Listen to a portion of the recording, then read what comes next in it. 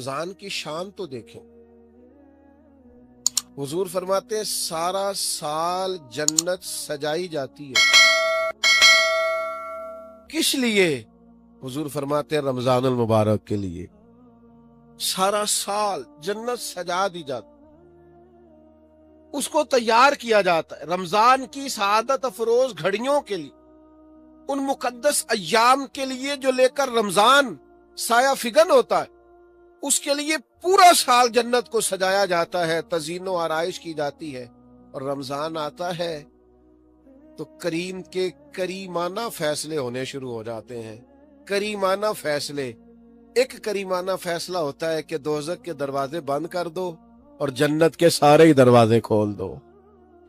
अल्लाह ताला ने कुरान मजीद में इरशाद फरमाया है कि या अय्युहल्लज़ीना आमनू कुतिबा अलैकुमुस्सियामु कमा कुतिबा अलल्लज़ीना मिन क़ब्लिकुम, ऐ ईमान वालो तुम पर रोज़े फ़र्ज़ किए गए हैं जिस तरह के तुमसे पहले लोगों पर फ़र्ज़ किए गए थे, लअल्लकुम तत्तकून, ताकि तुम परहेज़गार हो जाओ। रोज़े की बरकत से तुम्हें तक़वा नसीब हो। सौम का लुग़वी माना रुकने के होते हैं, यानी सुबह से लेकर मगरिब तक खाने पीने से, अमले ज़ौजियत से रुक जाने का नाम रोज़ा है। खाना पीना वैसे भी अल्लाह के हुक्म से ही चाहिए। सारे परिंदे हवा में उड़ते हैं पर सारे नहीं खाने चाहिए, वही खा सकते हैं जिनको शरीयत ने जायज़ करार दिया। बहुत सारे जानवर ज़मीन में चलते फिरते हैं पर सारे खाना मुसलमान के लिए हलाल नहीं है, वही खा सकता है जो खाने की अल्लाह रसूल ने उसे इजाज़त अता की। माल, पैसा, दौलत इर्द गिर्द बिखरा हुआ है लेकिन सारा हमारा नहीं। हम वही खा सकते हैं जो हमारे रब ने हमारे लिए जायज़ रखा है और जो हमारा हक है। खाना पीना पहले भी मुसलमान का अल्लाह की मर्जी से ही है, तो इसे कुछ मुयस्सर आ सकता, कुछ गफलत दूर करनी पड़ेगी। अब देखिए हमारे यहाँ महफिल होती है, लोग गलियां सजानी शुरू करते हैं 1 या 2 दिन पहले।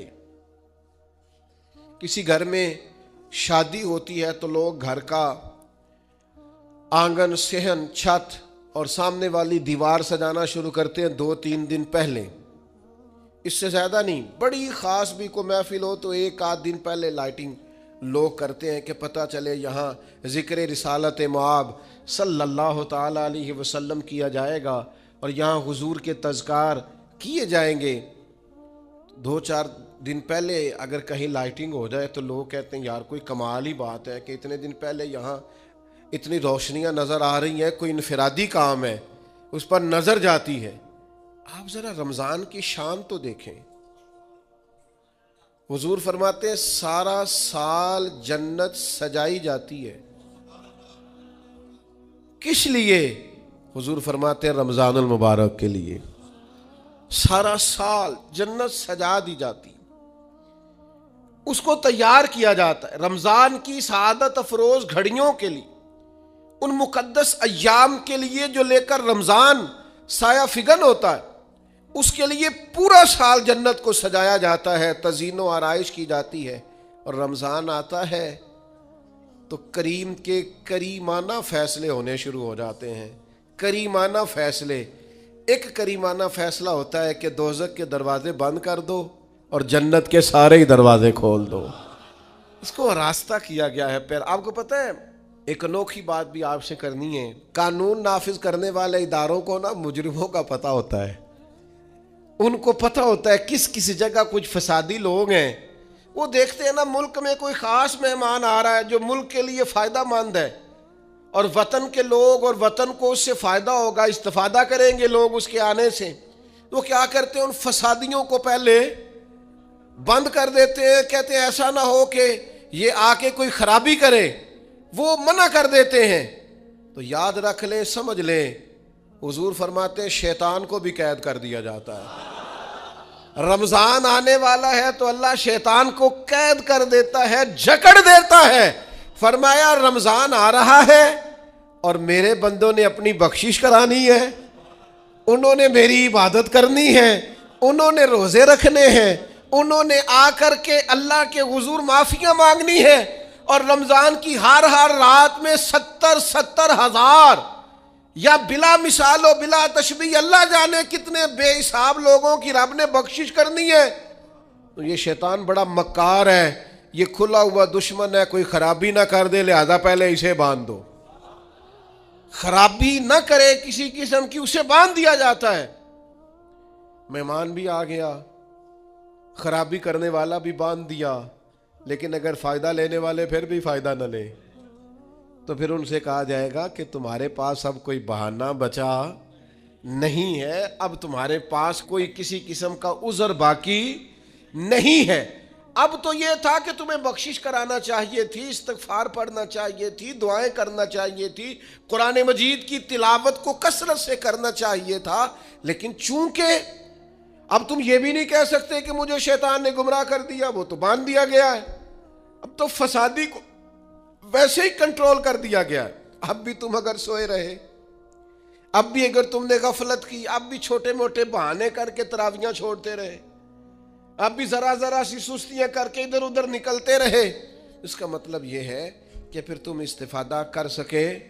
تم نے سستی کا مظاہرہ کیا، تم نے اور اب دیکھیں جب اتنے بندوبست کیے تمہارے لیے، ثواب بھی بڑھا دیا، اجر بھی بڑھا دیا، تمہارے لیے جو فساد پیدا کرنے والا شیطان تھا وہ بھی قید.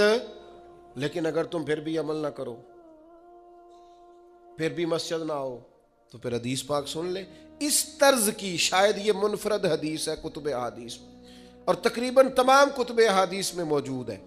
حضور علیہ الصلوۃ والسلام نے نا صحابہ سے فرمایا سارے مسجد میں جمع ہو جاؤ میرے ممبر کے پاس. لوگ جمع ہو گئے. اللہ کے حبیب علیہ السلام نے ایک قدم ممبر کی سیڑھی پہ رکھا، فرمایا آمین.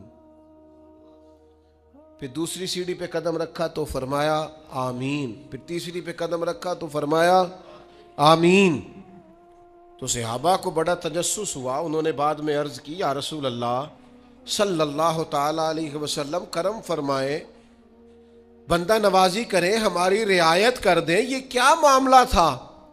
تو حضور فرمانے لگے میرے پاس حضرت جبریل امین حاضر ہوئے.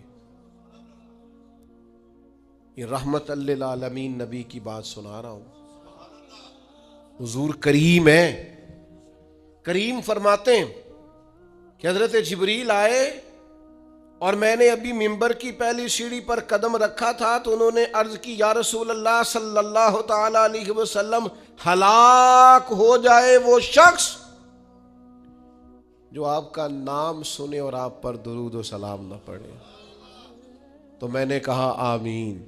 پھر حضرت جبریل عرض گزار ہوئے یا رسول اللہ صلی اللہ تعالی علیہ وسلم، وہ ہلاک ہو جائے جس نے بڑھاپے میں والدین کو پایا اور ان کی خدمت کر کے بخشش نہ حاصل کر سکا. میں نے کہا آمین. اور کریم فرمانے لگے پھر حضرت جبریل نے عرض کی یا رسول اللہ ہلاک ہو جائے وہ شخص جس کو زندگی میں رمضان ملا، جس کو اس ماہ نور و سرور شہر رمضان الذی انزل فیہ القرآن، رمضان کا وہ مہینہ جس میں ہم نے قرآن نازل کیا، جس کو ماہ مبارک، ماہ نور و سرور، ماہ طیب، ماہ مبارک رمضان ملا، پھر وہ اپنی بخشش نہ کرا سکا، وہ ہلاک ہو جائے. تو حضور فرماتے میں نے بھی کہا آمین. اللہ تعالی ہم سب کو محفوظ فرمائے. میں عرض کر چکا ہوں کہ جب ثواب بھی بڑھا دیا گیا اور جب طاقت بھی بڑھا دی گئی عبادت کی، اور جب برکتیں بھی زیادہ ہو گئیں، نعمتیں بھی زیادہ ہو گئیں، رکاوٹ ڈالنے والا، رخنا ڈالنے والا شیطان بھی قید کر دیا گیا، تو اب بھی کوئی شخص اگر توجہ ہی نہ کرے، رجوع ہی نہ کرے، تو پھر اس کے لیے یہ حکم آیا کہ وہ ہلاک ہو جائے، پھر وہ برباد ہو جائے. جب اتنی سعادتیں موجود ہیں، اتنے بندوبست کیے گئے ہیں، جنت کو سجایا گیا ہے، رمضان شریف میں 2-4 کام ضرور کرنے. ایک تو روزہ رکھنا ہے. کچھ ہمارے پنجابی بہانے بھی ہیں, پنجابی بہانے. میں جی مزدوری کرنی ہوندی ہے نا, پھر روزہ تو نہیں نہ رکھ ہوندا. اللہ نے نہیں سی پتا کہ مزدوری کرنی ہے. تو اللہ نے کیوں فرض کیا روزہ؟ ہلکے سے لوگ بیمار ہوتے ہیں, بالکل معمولی سے, کوئی ایسا عذر نہیں, روزہ چھوڑ دیتے. ذرا سی باتیں لے کر لوگ, آپ یقین کریں, اہمیت کو نہیں سمجھتے, اور بعض صرف سست ہیں, غافل ہیں, منہ پھیرے ہوئے. اگر یہ ایک حدیث سمجھ میں آ جائے نا, ترغیب و ترہیب میں اور دیگر کتب حدیث میں بھی موجود ہے, حضور نے فرمایا جس نے رمضان کا ایک روزہ چھوڑ دیا, زندگی بھر بھی روزے رکھے, وہ فضیلت نہیں پا سکتا جو رمضان کا روزہ سے فضیلت اسے ملنی تھی. اتنی بڑی بات ہے, آپ اس کو سمجھ لیں. اتنے سعادت افروز روزے ہیں رمضان کے. تو کوشش کریں, اپنے آپ کو مینج کریں, مینٹین کریں چیزوں کو, اپنی صحت کا خیال کریں. میں تو دوستوں سے کہا کرتا ہوں, رمضان سے پہلے جو ایام ہے, پہلے سے بڑھ کر اپنی طبیعت کا خیال رکھیں, تاکہ رمضان میں کوئی کسی قسم کی طبیعت میں بھی کمزوری پیدا نہ ہو, اور صحیح صحت مندی کے ساتھ انسان رمضان شریف کے روزے گزار سکے. دوسری بات ہے, رمضان میں خوب قرآن مجید پڑھنا. شہر رمضان الذی انزل فیہ القرآن, رمضان ہی کا تو وہ مہینہ جس میں قرآن نازل کیا گیا. نبی کریم صلی اللہ تعالی علیہ وسلم رمضان المبارک میں حضرت جبریل امین علیہ السلام کے ساتھ قرآن مجید کا دور فرمایا کرتے. حضور حضرت جبریل کو پارہ سناتے اور جناب جبریل نبی کریم علیہ السلام کو سناتے. یہ دور ہوتا ہے قرآن مجید کا. اللہ نے کتنی زیادہ توفیق دی ہے, ہر مسجد میں تراویح میں قرآن پڑھا جاتا ہے. تھوڑی ہمت کریں, تھوڑی کوشش کریں. ہمارے بزرگ فرمایا کرتے تھے, ایک پارہ گھر میں پڑھا کرو قرآن مجید کا, تاکہ تمہیں دیکھ کے بچے بھی پڑھیں, اور ایک پارہ مسجد میں تلاوت کیا کرو, اور ایک رات کو تراویح میں 3 پارے روز قرآن مجید کے ہو جائیں گے, تو انشاءاللہ تعالی رمضان ختم ہوگا تو 3 قرآن پاک بھی ختم ہو جائیں گے. یہ ارادہ کریں, یہ پروگرام بنا, خوب قرآن مجید سے دلچسپی پیدا کریں. تیسرا کام رمضان میں جو کرنے والا وہ ہے کثرت سے استغفار. کچھ غلطیاں نا ہم کرنا نہیں چاہتے, ہم سے ہو جاتی ہیں.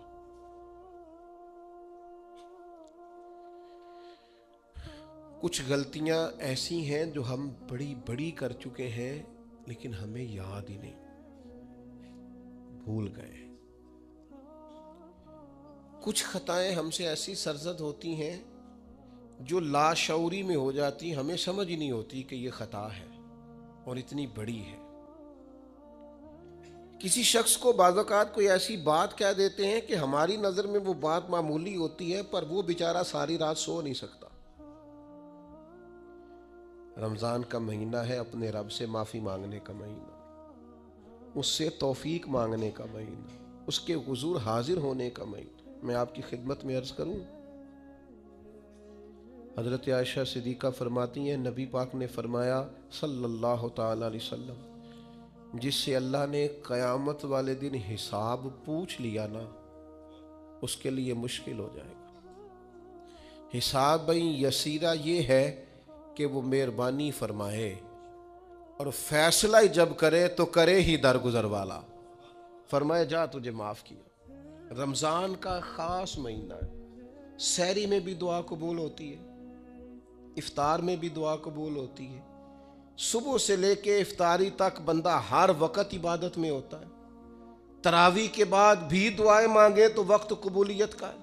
میرے بھائیوں, رمضان کی راتیں بھی قبولیت کی, آخری طاق راتوں کی شان قبولیت کی, لیلۃ القدر قبولیت کی. اس دفعہ جھک نہ جائیں اس کی بارگاہ میں سجدے میں, رو رو کے معافی مانگ نہ لیں اس سے. ہم برے نہیں ہیں, چاہتے نہیں ہیں, پر ہمارے وجود سے کچھ غلطیاں ہو جاتی ہیں. ہمارے سینوں میں کچھ پچھتاوے ہیں, کچھ من میں باتیں. اس دفعہ اس کے حضور عرض نہ کریں کہ کچھ کمیاں رہ گئی ہیں, دل نہیں کرتا تھا ایسا ہو, پر انجان تھے. نہ چاہتے ہوئے بھی کمزوریاں ہو گئیں. رمضان آ رہا ہے, بڑا گولڈن چانس ہے, بڑا خوبصورت موقع. بھائیو, رمضان کی ہر سحری کے بعد رب سے معافی مانگیں. آپ کو پتہ ہے اتنی بڑی امت مسلمہ لیکن ہر گلی میں کمزور ہے, ہر جگہ رسوائیاں ہمارے ساتھ چمٹی ہوئی ہیں. ہم چاہ کے بھی اپنے بھائیوں کی مدد نہیں کر سکتے. میرے پاس ایسے ایسے جوان آتے ہیں جو کہتے ہیں ہمیں بتائیں نا ہم فلسطین کے لیے کیا کر سکتے, ہمیں بتائیں نا. یہ ہماری بے بسی, یہ ہماری غلطیوں کا نتیجہ ہے. تو خوب استغفار کریں, اپنی کوتاہیوں کی معافی مانگیں. رمضان کی ہر صبح میں, ہر شام میں, ہر دن میں, ہر رات مصلی بچھا بچھا کے عرض گزار ہوں کہ مالک تو ہمیں معاف فرما. اور میں آپ سے ایک اور بات بھی عرض کروں, شیخ ابو الحسن کو میں پڑھ رہا تھا تو روتے جا رہے تھے, روتے ہی جا رہے تھے, روتے ہی جا رہے تھے. ایک شام ان کے کچھ لوگوں نے ان سے کہا کہ حضور اس قدر زیادہ آہوزاری, تو فرمانے لگے میری بس اتنی خواہش ہے کہ جب میں اپنے رب سے ملوں نا تو میرا رب مجھے ناراض نہ ملے. تو میں ہر وقت اس لیے تڑپتا ہوں کہ میرے اندر جو کوتاہیاں مجھ سے ہو گئی ہیں, میرا مالک وہ مجھے معاف کر دے. ہم نے کوشش کی ہے زندگی میں ماں باپ کی خدمت کرنے کی, لیکن نہیں, ہم سے ان کے حق ادا نہیں ہو سکے. کوشش کی ہے بہن بھائیوں پر توجہ دینے کی, لیکن حق ادا نہیں ہو سکے. چاہیے تھا اولاد کی تربیت بڑی شاندار کرتے, لیکن سہولتیں کچھ زیادہ دے بیٹھے, لاڈ پیار کچھ زیادہ کر سکے. ان کی تربیت کا بھی صحیح حق ادا, اللہ نے عزتیں زیادہ دی تھی, جواب میں ہماری خدمتیں تھوڑی. ہم اپنے رب کی بارگاہ کی حاضریوں کے بھی حق ادا نہیں کر سکے. اس نے ہمیں نوازا زیادہ ہے, ہمارا شکر کم ہے. ہم اس کا حق ادا کرنے کا کام یہ ہے میرے بھائیوں کہ رمضان میں خوب استغفار کریں. ہم سے جو کمیاں رہ گئی ہیں اس پورے ماہ مبارک میں, اپنے مالک سے عرض کریں کہ مالک اس ماہ مبارک میں جنہیں تو معاف کرنے والا ہے ان میں ہمارے بھی نام شامل فرما, ہمارے بھی نام شامل فرما. اور بھی عرض کرنی ہے, ان کے لیے بھی دعائیں کرنی ہے رمضان میں جو ہم سے بچھڑ گئے, جو مٹی تلے جا کے آرام فرما ہو گئے. یہ رمضان المبارک چونکہ بخشش مانگنے کا مہینہ ہے, اللہ کے حضور معافی مانگے ان کے لیے بھی, ہمارے اپنوں کے لیے, ماں باپ کے لیے, عزیز و اقربا کے لیے, کہ اللہ کریم ان کی قبروں کو بھی ٹھنڈا کرے, ان کے حال پہ بھی رحمت کی نظر کرے, ان کے لیے بھی مالک آسانیاں کرے. خوب دعائیں مانگے رمضان میں, خوب دعائیں. اور جو محتاج ہیں, جو تنگ دست ہیں, جو غریب ہیں, جن کو زمانہ گزر گیا ہے, دوستوں کو, احباب کو, مخیر حضرات کو متوجہ کرتے ہوئے وہ بھی تھوڑی توجہ کریں. اس سال رمضان کے ماہ مبارک میں دنیا داروں کو چھوڑ کے رب کی طرف متوجہ نہ ہو, اس کریم کی بارگاہ میں اپنی ساری تکلیفیں بیان نہ کریں. بیمار بھی آئیں, مقروض بھی آئیں, تنگ دست بھی آئیں, بے اولاد بھی آئیں, کمزور بھی آئیں, سارے جھکیں, روزہ رکھ کے, تراویح پڑھ کے, قرآن پڑھ کے, اپنے سارے دکھ اپنے مالک کے حضور بیان کر کے اس ماہ مبارک کی ہر رات میں اس سے بخشش کا سوال کریں, رحمت کا سوال کریں, کرم کا سوال کریں. وہ بڑا ہی کریم ہے.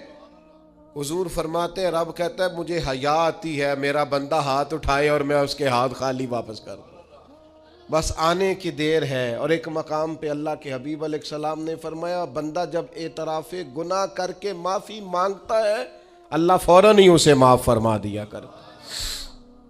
چوتھا کام جو اس ماہ مبارک میں بہت زیادہ کرنا ہے وہ یہ ہے کہ حضور نے فرمایا یہ صبر کا مہینہ ہے, صبر بہت کرنا ہے. ایک تو صبر ہوتا ہے نا مصیبت پہ صبر, ایک خواہشات پر بھی صبر ہوتا ہے کہ خواہشیں پیدا ہو رہی ہیں پر صبر کرنا ہے اللہ کی رضا کے لیے, یہ بھی صبر ہے. نیکی پر استقامت کے لیے بھی صبر کی ضرورت ہوتی ہے، گناہ چھوڑنے کے لیے بھی صبر کی ضرورت ہوتی ہے۔ آپ کے پاس مواقع موجود ہیں معاذ اللہ برائی کے، لیکن اگر آپ صبر کرتے ہیں، اللہ کی رضا پہ راضی رہتے ہیں، تو یہ بھی صبر ہے۔ نبی پاک علیہ السلام نے روزہ دار کو صبر کرنے کا کہا، فرمایا ایک تو تم نے کوئی بےہودہ بات نہیں کرنی، کوئی گالم گلوچ نہیں کرنی، اور اگر کوئی تم سے لڑائی جھگڑا کرے، کوئی بےہودہ بات کرے، تو تم نے کیا کہنا؟ انی صائم مرتین، تم نے 2 مرتبہ کہنا ہے بھائی میں تو روزہ دار ہوں۔ کوئی جھگڑا کرنا چاہے، لڑائی کرنا چاہے، برا بھلا کہے، کوئی الجھانا چاہے، تو کہنا انی صائم، میں روزہ دار ہوں۔ یہ وظیفہ یاد کریں گے؟ کیا کہنا ہے؟ یہ وظیفہ ہے پورے رمضان کا، یہ بخاری میں حضور نے بتایا ہے۔ کوئی جھگڑا کرے، گھر کے باہر بھی اور گھر کے اندر بھی، کوئی جھگڑا کرنے لگے، جھگڑا ہونے لگے، تو کہنا انی صائم، میں، اور 1 دفعہ نہیں کہنا، مرتین، حضور نے فرمایا 2 دفعہ کہنا، میں روزہ دار ہوں، میں کوئی جھگڑا نہیں کروں گا، کوئی فساد نہیں کروں گا، کسی بےہودہ بات کا جواب نہیں دوں گا۔ کیوں؟ اس لیے کہ میری ایک شان ہے، میں روزہ دار ہوں، میں اس وقت ایک منصب پر فائز ہوں، میں روزہ دار ہوں۔ یہ وظیفہ پکانا ہے ہر بےہودہ بات سے، ہر جگہ۔ اور حضور علیہ السلام نے فرمایا، یہ بھی بخاری میں موجود ہے، فرمایا جس نے جھوٹ بولنا اور اس پر عمل کرنا نہیں چھوڑا، اللہ کو اس کے بھوکا پیاسا رہنے کی کوئی حاجت نہیں ہے۔ جھوٹ ہی نہیں چھوڑا اس نے، ابھی بھی جھوٹ بول رہا ہے، روزہ رکھ کے بھی جھوٹ پر عمل کر رہا ہے، اللہ تعالیٰ کو اس کے بھوکا پیاسا رہنے کی کوئی حاجت نہیں ہے۔ تو روزہ رکھنا ہے، پھر اس کی تھوڑی سی حفاظت بھی کرنی۔ پھر آگے چلیے، 5ویں گزارش، نبی پاک نے فرمایا رمضان غم خاری کا مہینہ ہے۔ آپ کو پتہ ہے جو بندہ روزہ نہ رکھ سکے کسی خاص مجبوری کی وجہ سے، بیماری کی وجہ سے، کسی عذر کی وجہ سے، تو قرآن مجید نے کیا کہا؟ وہ ایک مسکین کو کھانا کھلائے۔